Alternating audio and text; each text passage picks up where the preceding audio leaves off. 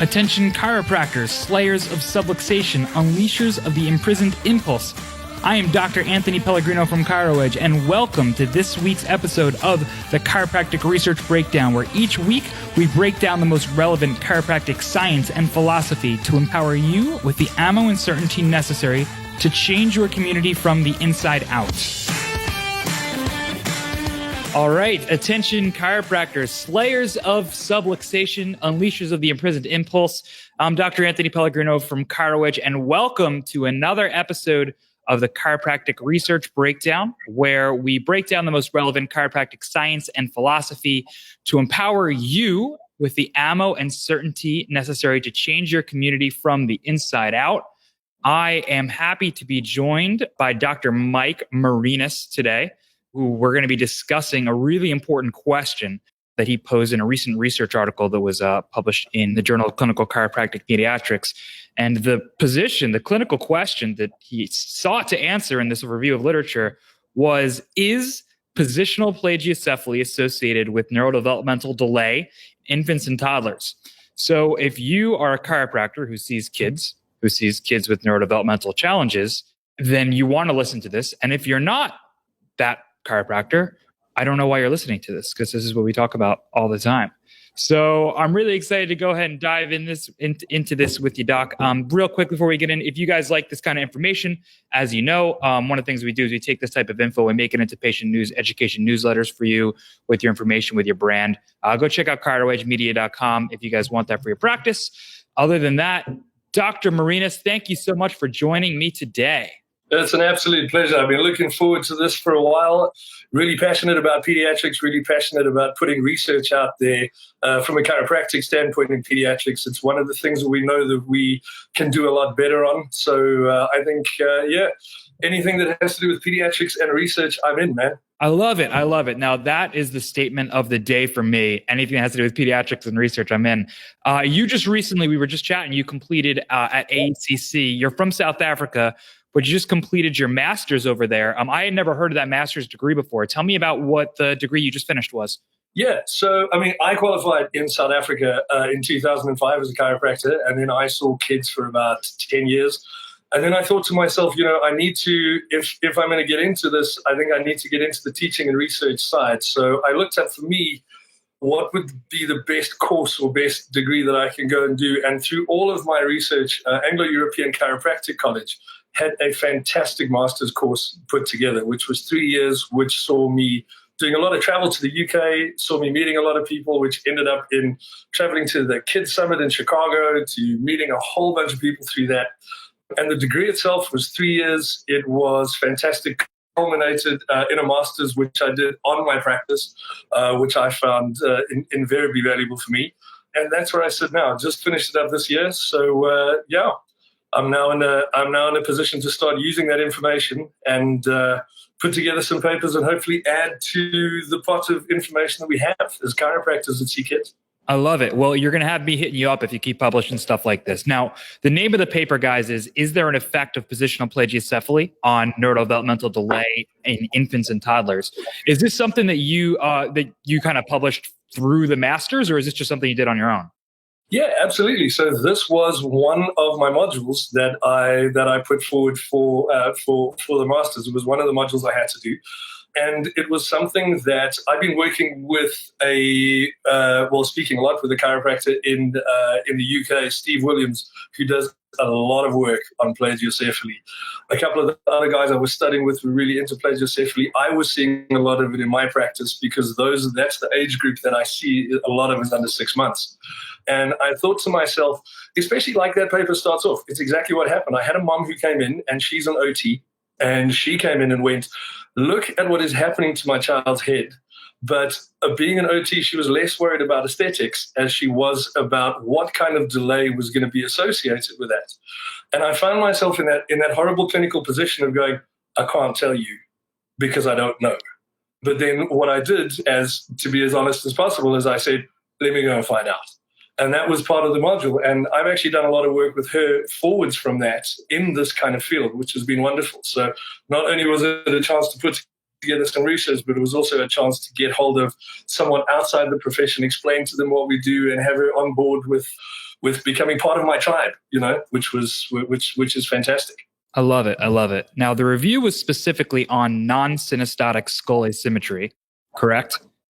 Let's go into it, man. Tell me what you found. Okay, so first of all, I suppose just to break it down a little bit, plagiocephaly comes in two flavors. You come in craniosynostosis, which is where you get an early fusion of those lines between the cranial bones of those sutures. That it generally ends up being surgical cases, or at least managed by having imaging and that kind of thing to see what's happening. What I focused on was the non-synostotic. So basically what we're talking about is there's no morphological change in the sutures. The bones are fine, the sutures are fine, but because there's been an external force that's been applied to those particular bones, they are starting to respond to that force. And the interesting part is when you break down how those top parts of the cranial bones are actually formed.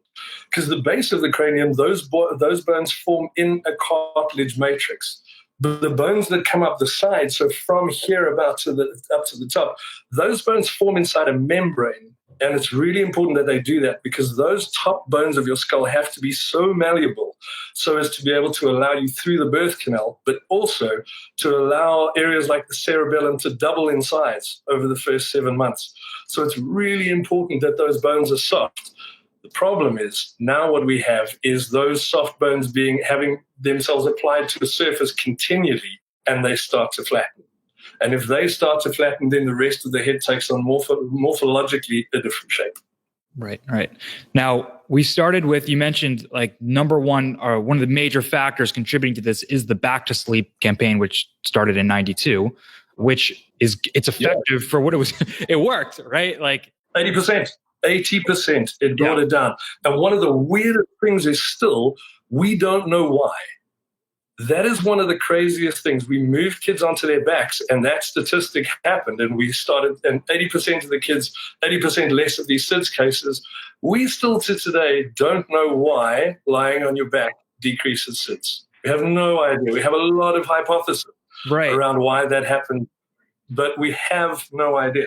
Because the thing is, SIDS is not about getting something in front of your face. That is called ASSB. That's a whole other problem. Really? SIDS itself is when kids just stop breathing. They stop, they don't get a gasp reflex, and they just stop. And we think it might have something to do with the position that they lie in when they're on their stomach. So it might be that extension and that effect on the blood supply to the brainstem. Mm-hmm. Because also, very interestingly, when you do autopsies on kids that have died of SIDS, they all have these pre-existing lesions to the brainstem. So it's not the first time that they've had blood supply cut off to the brainstem.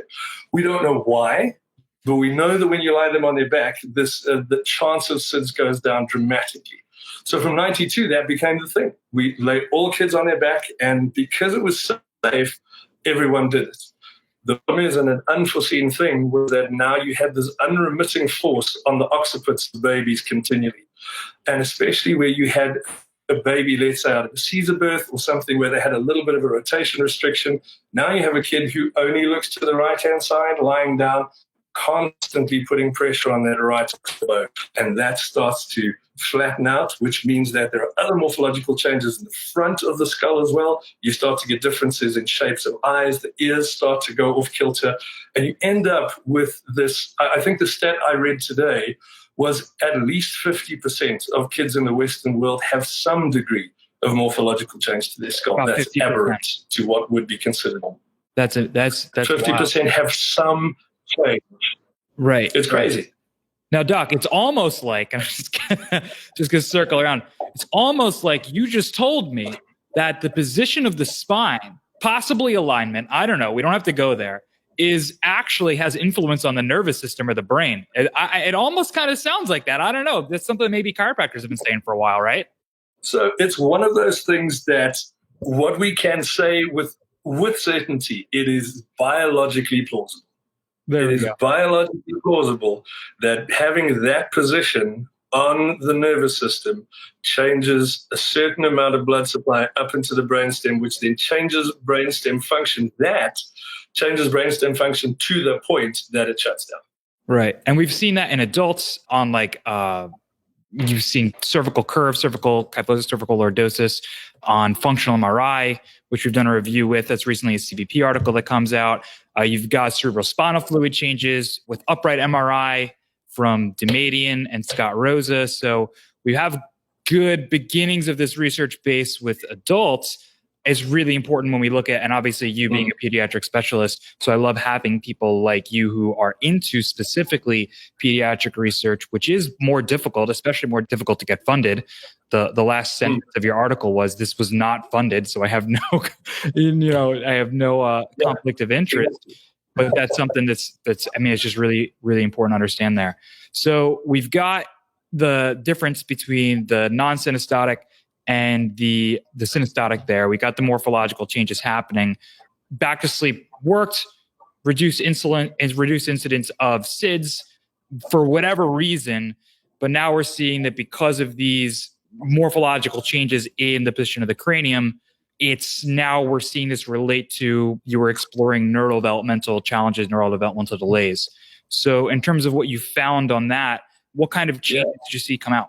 Okay, so the first thing is, for as long as the research has been going, it's the majority of authors have said it's simply aesthetically different. So they've said the head shape changes, but it's aesthetics, and we're going to leave it because that's what it is. Then you got a couple of guys starting to say, I don't think that's it completely true, because we're starting to see certain things connect with plagiocephaly. Like one of those things is torticollis. So we're starting to see something like a torticollis, especially when you have a proper plagiocephaly, which is like a parallelogram head, which is that one side at the back flattens out, the one side of the front comes forward. Especially when you have that, like 50% of those are, in at least one of the researchers I looked, are linked to this torticollis happening.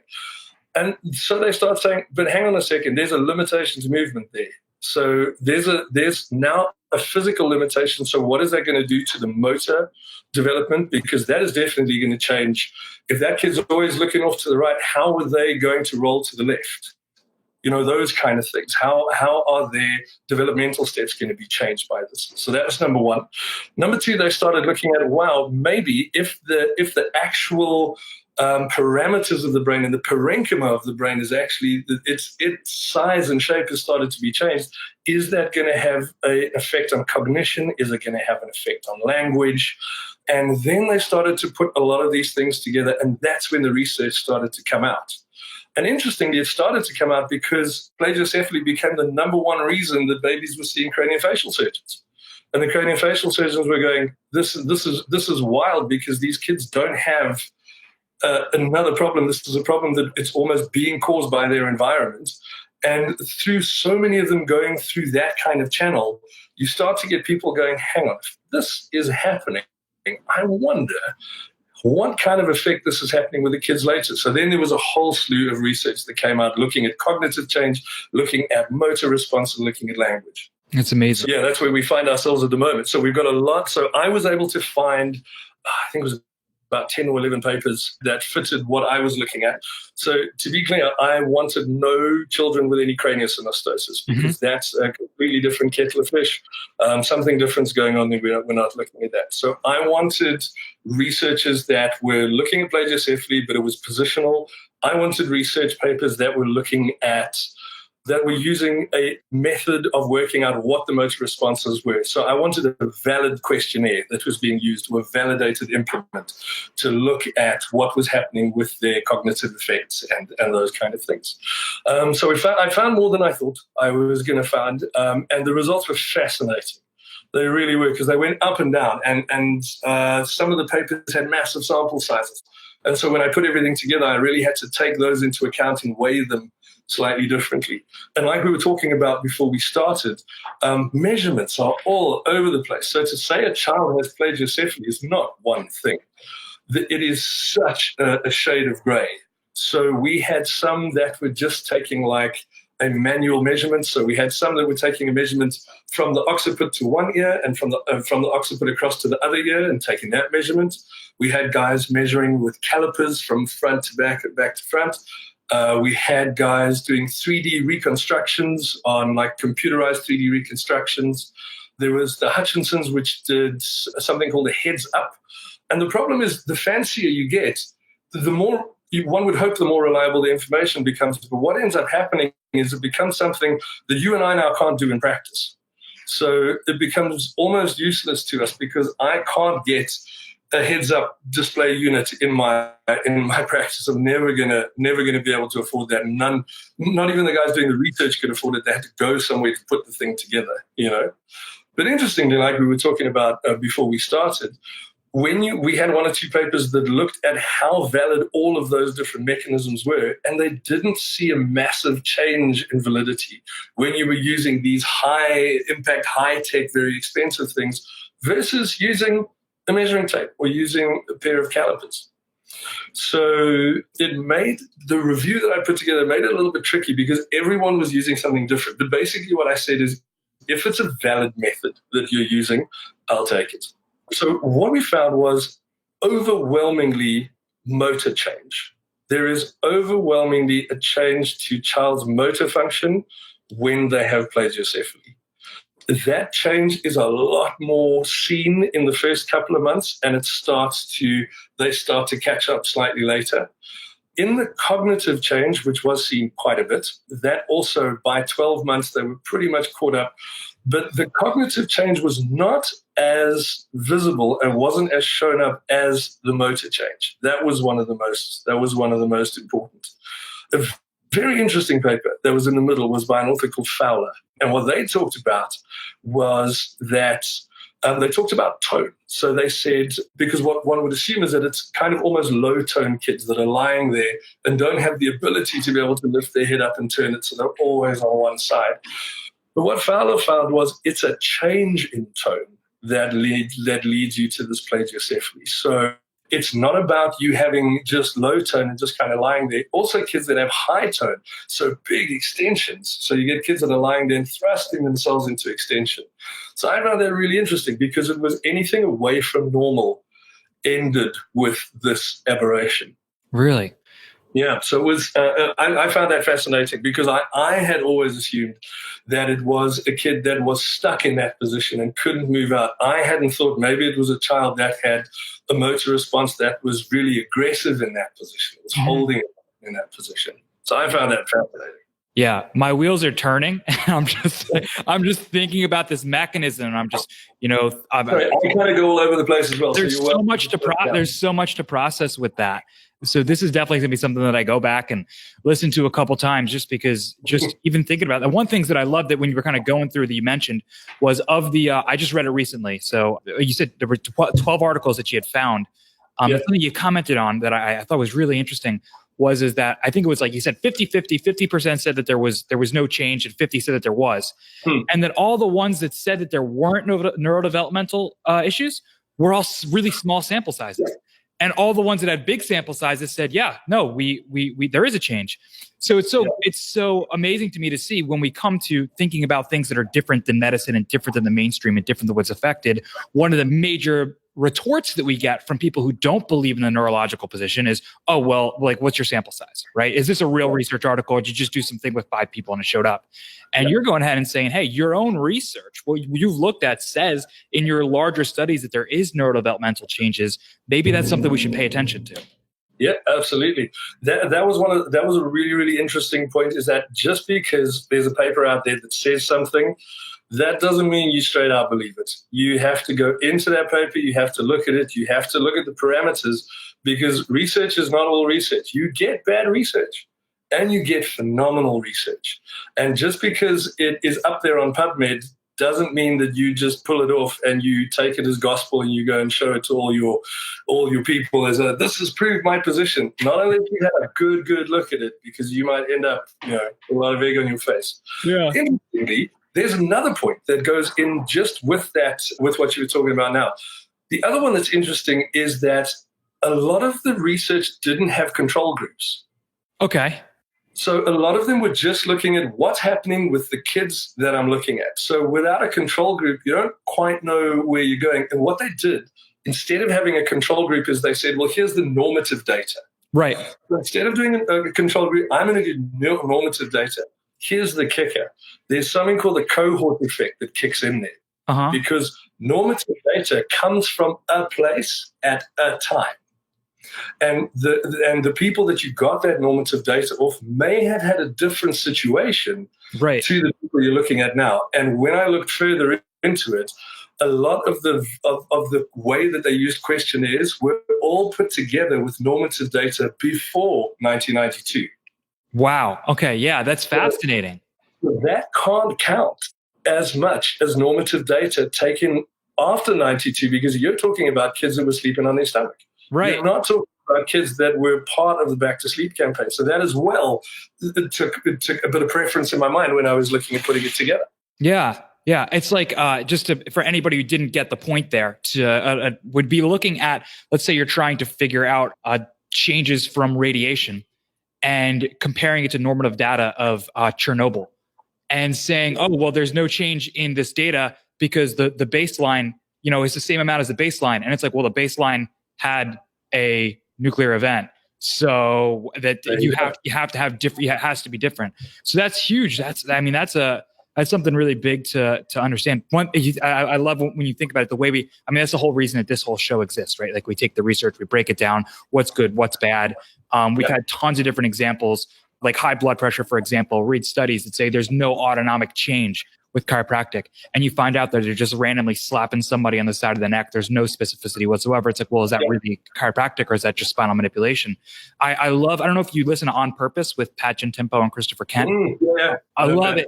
They reviewed a book, I think it was a book that was written by a medical researcher who commented on the fact, and I'm going to butcher the exact numbers here, but I'll try to find it if you're interested. It was like 85% of medical articles are either since 1985, are either retracted or proven false. Like 85% of what we have learned in the last 20 years is we think it's different now than it is today. So it's like even the information that we have today, even like this conversation, who knows if it really is true, if it's just true on the amount of knowledge and understanding that we have today. But we have to view everything through that lens. And when we get stuck in this dogma of science and saying, hey, if the data says this one thing, then that's 100% it forever, we have really pigeonholed ourselves and we'll stop to advance as a society. And you're so right. The moment you start to go, this is exactly how it is, all that says to me is that's the moment you've stopped looking. Right. And things will change. We know things change. We know that as more information comes in, the picture is going to become clearer. We start to see more and more of the elephant as time goes on, and we start to understand more and more of how that elephant fits together. At the moment, we might just have a trunk and a toe, but we do our best with the foresight of going, this is what we know, but not with the arrogance of going, this is what is known. This is what we know right now. And then to do the best for our patients, we have to go, I'm going to give you treatment based on the best that I know right at the moment. Okay, I love it. Thank you. This is fun. You're an expert now in all things musculoskeletal in kids, right? All things plagiocephaly. You're just the pinnacle. So I don't know if you knew that, but now as this guest on the show, officially you are. What do you think is important for, whether it's in education or clinically, for any chiropractor who's listening who's going to go back to their office today and take care of a bunch of kids? What type of stuff can we either use for our communication with our parents of our children, or what can we do or think, or how can we change how we view things clinically, whether it's our evaluations or whether it's through our actual care that we render? What type of information do you think is really important for a chiropractor to take away? Okay. So I think the one part of that I'll tackle is what can you take tomorrow into your practice that you can talk to your parents about? And I think the first part is exactly what we've been talking about now. There are three parts that you really want to get into. The first part is listen to them. That is the first part, because we, a lot of the time, almost have an agenda that we're trying to push. And that agenda may very well not line up with that parent's agenda. So the first thing is to sit down and say, what is wrong? How can I help you? And then I can start to move from there. So the first part is to get that the parent and the child's perspective on what they're looking for and where can I fit into that for you.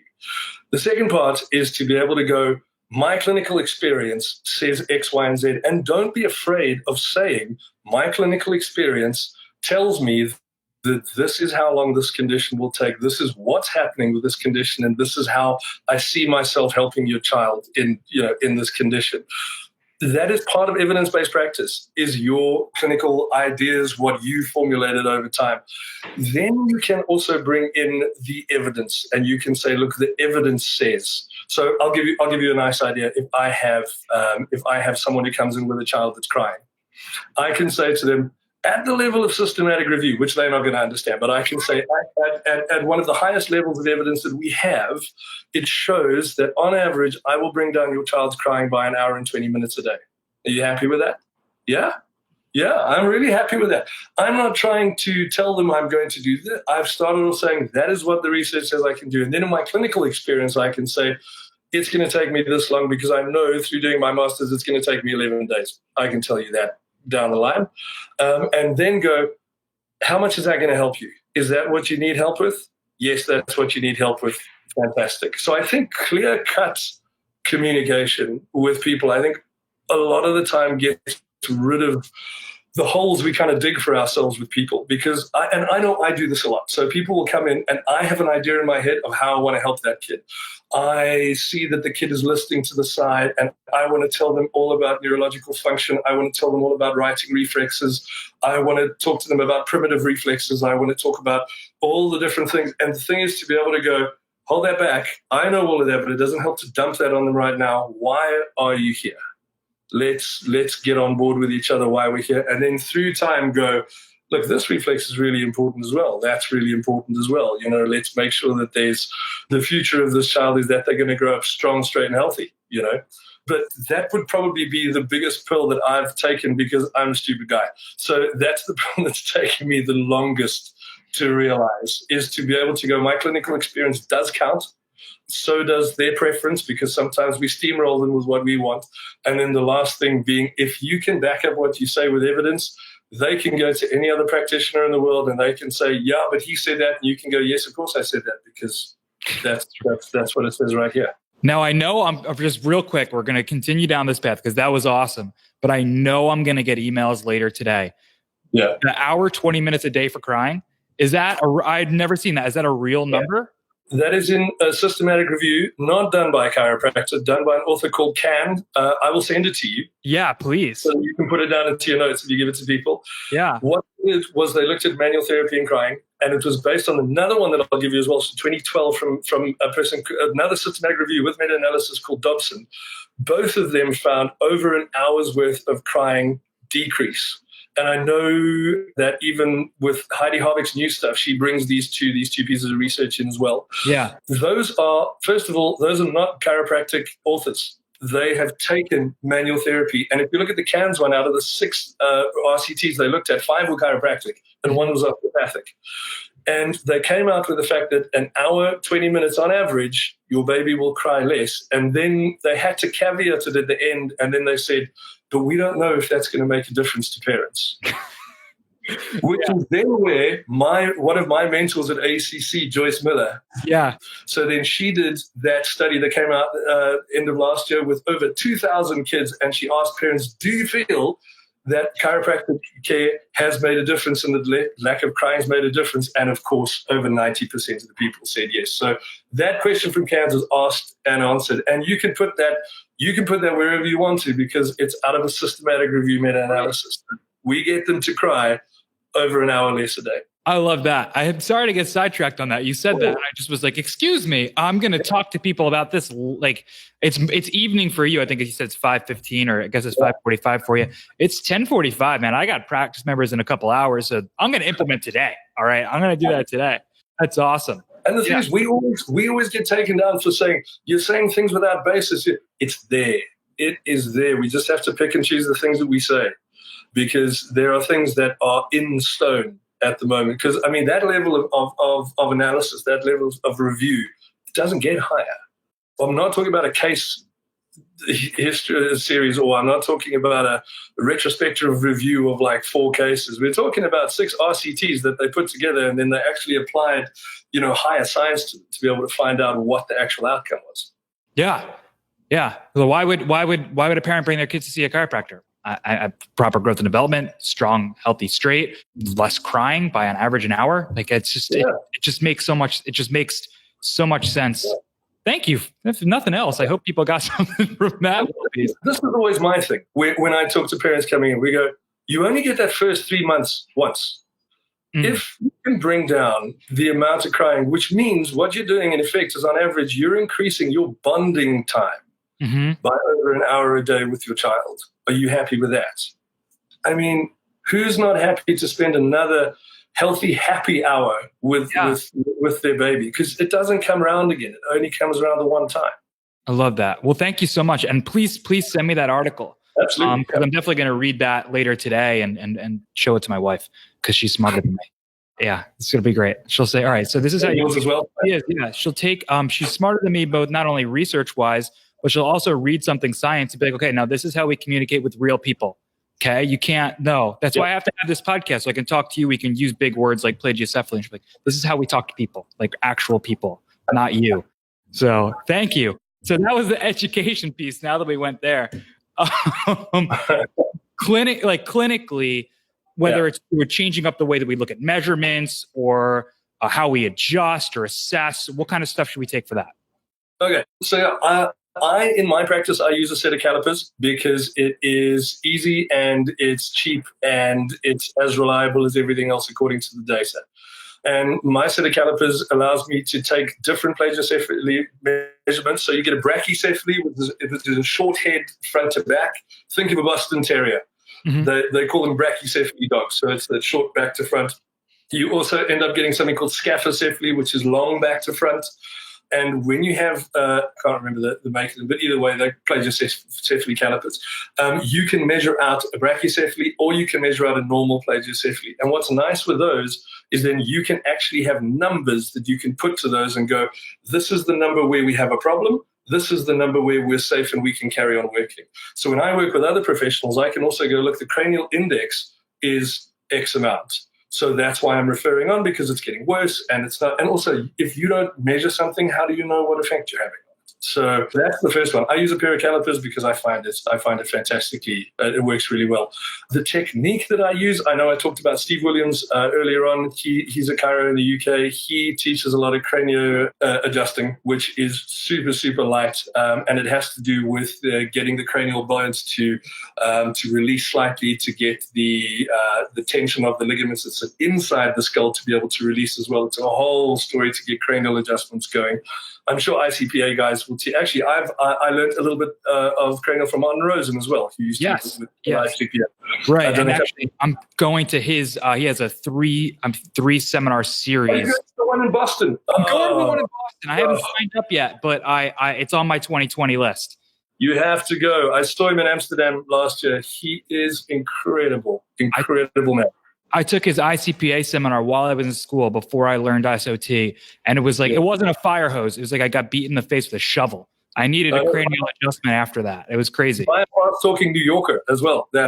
I love it. Now I'm from New Jersey, so we're okay with that. We got that, but that's great. So you said Steve Williams. I haven't heard of Dr. Williams, so I'm going to look him up as well. You said he's based in the UK. Look him up. He does a lot of seminar teaching as well. Fantastic guy. I've learned a stack load practically from him. He and Martin actually they taught at the Kids Summit in Chicago together.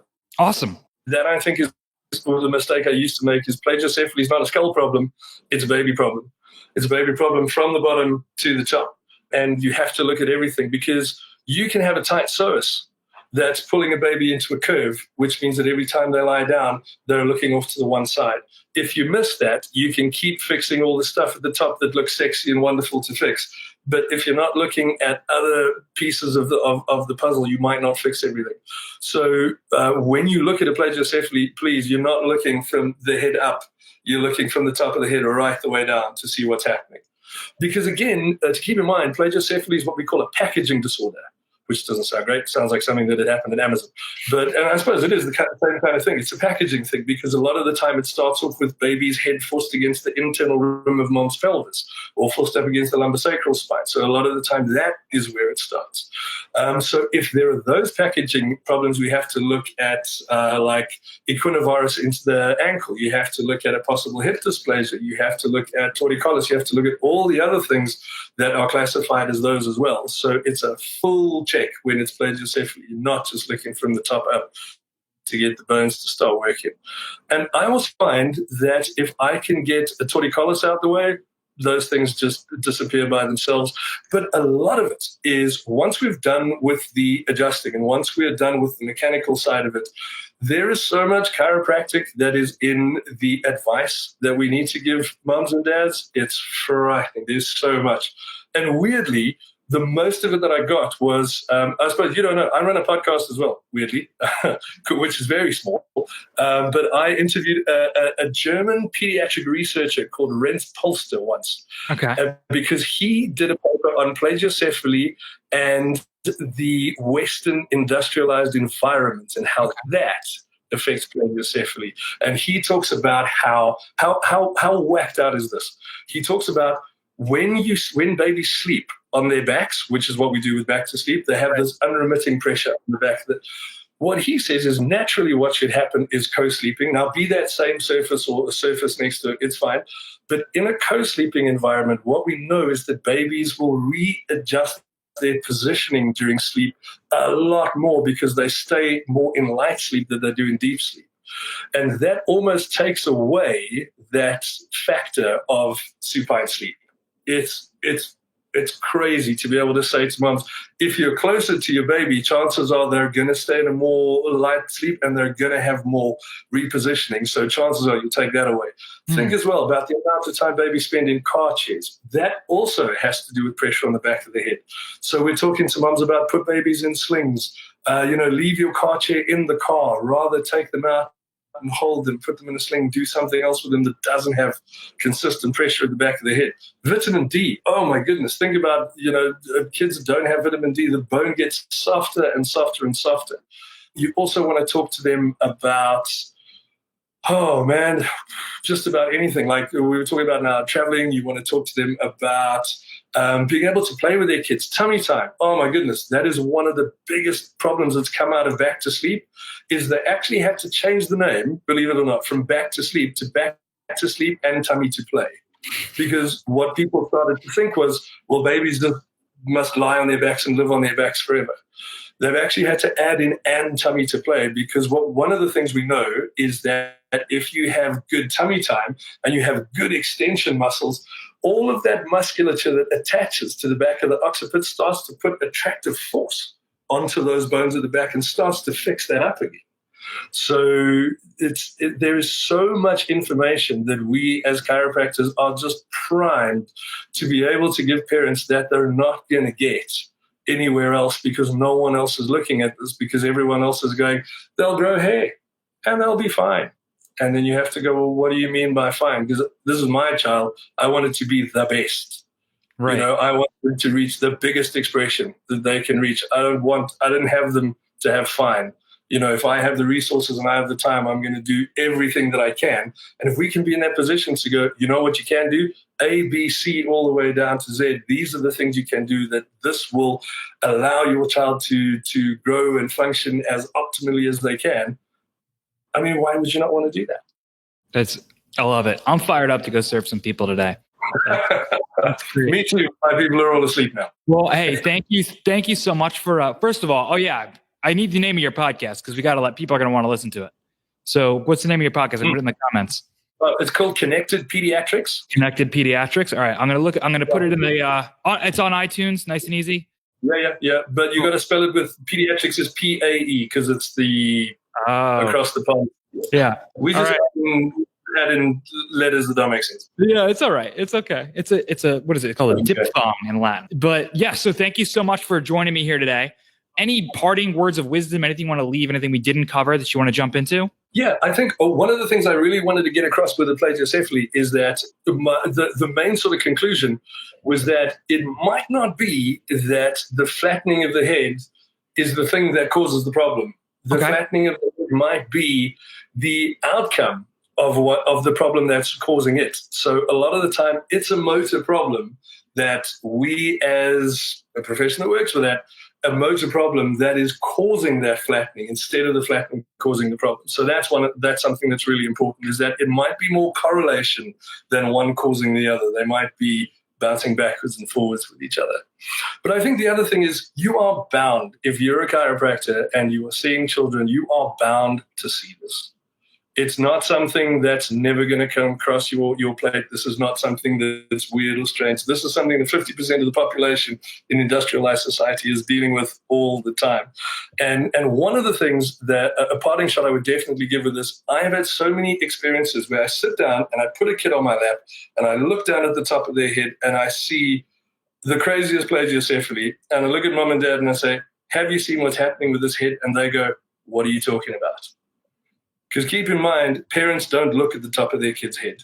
Parents look at their kid's face. So a lot of the time, you might be the only person that's picked that up. So you are in a prime position to go, look, have a look from the top, see what's happened, see what's happening with the ears, and lead them through. Tell them this is going to cause a problem, being able to turn this way or that way.